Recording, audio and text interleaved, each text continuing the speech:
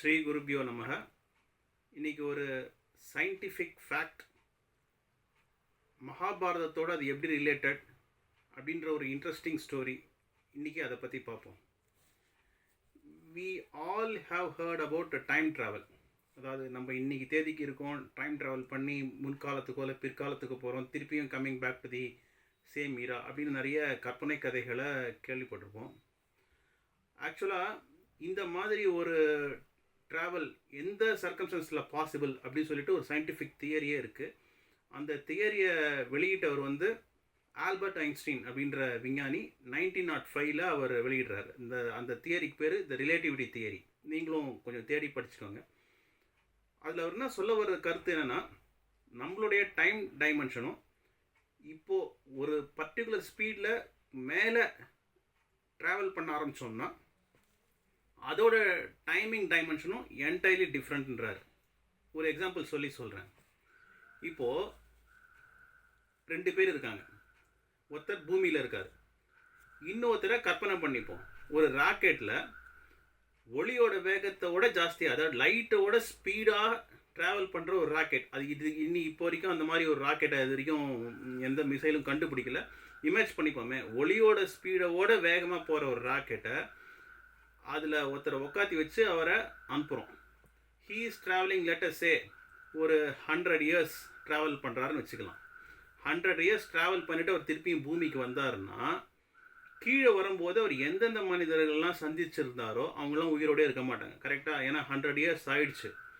அந்த எல்லா காலமும் மாறி இருக்கும், எல்லா சூழ்நிலையும் மாறி இருக்கும். அவர் கூட பிறந்த பழகின எல்லா மனுஷங்களும் காலமாக இருப்பாங்க. ஆனால் அவரோட வயசு 100 வயசு ஏறி இருக்காது. மேபி ஒரு 7 நாள் அல்லது ஒரு 10 நாள் தான் ஏறி இருக்கும். இது கொஞ்சம் நம்புறதுக்கு கஷ்டமாகவும் யோசிக்கிறதுக்கே ரொம்ப சிக்கலாகவும் இருக்கும். நீங்கள் கொஞ்சம் தேடி படித்து பாருங்கள், ரொம்பவும் இன்ட்ரெஸ்டிங் தேரி.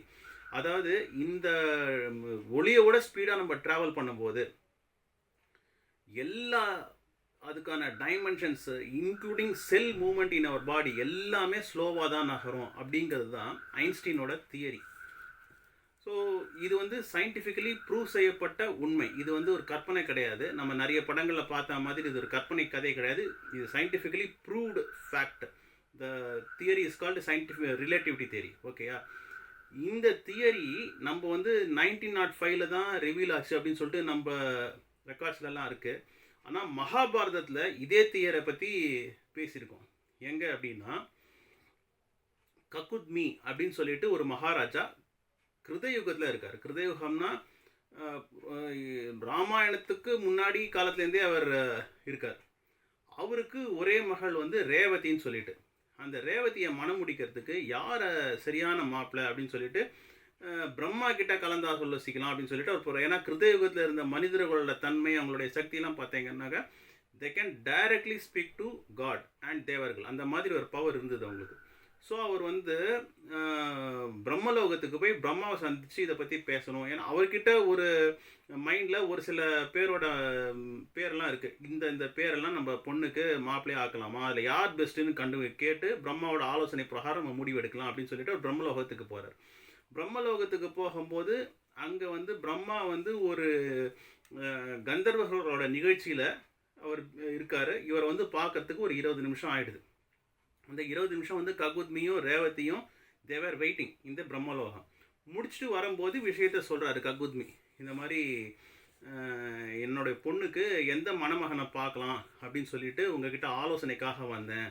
இந்த பேரில் யார் பெஸ்ட் அப்படின்னு சொல்லிட்டு நீங்கள் சஜஸ்ட் பண்ணுங்க அப்படின்னு சொல்லிட்டு பிரம்மா கிட்ட ரெக்வஸ்ட் பண்ணிக்கிறார். பிரம்மா சிரிக்கிறார்.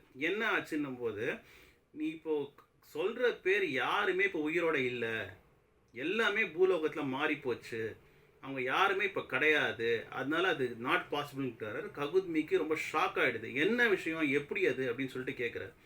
ஆமாம், இங்கே உன்னுடைய ஒரு வருஷம், உன்னுடைய ஒரு நாளுங்கிற கணக்கு வேறு, பிரம்மலோகத்தில் இருக்கிற கணக்கு வேறு. நீங்கள் 20 நிமிஷம் வெயிட் பண்ணதுக்குள்ளே ஒரு பெரிய சதுர்யுகமே முடிஞ்சு போச்சு. சதுர்யுகம்ன்றது நீ இப்போ இங்கே வந்தது கிருதயுகம், அதுக்கப்புறம் திரேதாயுகம் முடிஞ்சு இப்போ துவாபராயுகம் போயிட்டுருக்கு. அதனால பல லட்சக்கணக்கான வருஷங்கள் போயாச்சு. நீ நினச்ச பேர் யாருமே இப்போ உயிரோட கிடையாது. இப்போ என்ன பண்ணுறதுன்னு சொல்லிட்டு ககுத்மிக்கு தெரியல. அப்போ என்ன சொல்கிறார், உன்னுடைய பொண்ணுக்கு ஏற்ற மணமகன் மகாவிஷ்ணுவோட ஒரு அம்சமாக இருக்கிற பலராமர் இப்போ வந்து துவாபரா யுகத்தில் அவர் வந்து கிருஷ்ணனுடைய அண்ணனாக பிறந்திருக்கார்.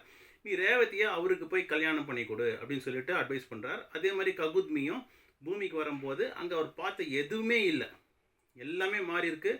இப்போ நடக்கிறது துவாபரா யுகம். அங்கே துவாபரா யுகத்தில் மகாபாரதம் சுச்சுவேஷன்ஸ் என்னன்றது நம்மளுக்கெல்லாம் தெரியும். அங்கே பலராமரை மீட் பண்ணி அவர் தன்னுடைய பேக்ரவுண்டை சொல்லி அவர்கிட்ட ரிக்வஸ்ட் பண்ணிக்கிறார். அதுக்கப்புறம் பலராமனுக்கும் ரேவதிக்கும் கல்யாணமும் நடக்கிறது. ஸோ இது வந்து மகாபாரத கதை. நம்மளுக்கெல்லாம் மகாபாரதம் வந்து நிஜமாக நடந்தது அப்படின்னு சொல்லிட்டு நாம்லாம் நம்புகிறோம். நான் கண்டிப்பாக நம்புகிறேன். ஆனால் இந்த அளவுக்கு ஒரு சயின்டிஃபிக் தியரியோட அப்போவே சிந்திச்சு இதெல்லாம் உண்மைதான் அப்படின்னு நம்மளுக்கு ப்ரூவ் பண்ணுற மாதிரியான இன்சிடென்ட்ஸ்லாம் மகாபாரதத்தில் இன்னும் நிறைய கொட்டி கிடக்கு. நீங்களும் தேடி படிங்க. எனக்கும் நான் எனக்கு அப்பப்போ தெரிஞ்ச இன்ஃபர்மேஷனை I will also share with you. Okay friends, இன்னொரு வீடியோவில் பார்ப்போம். தேங்க்யூ.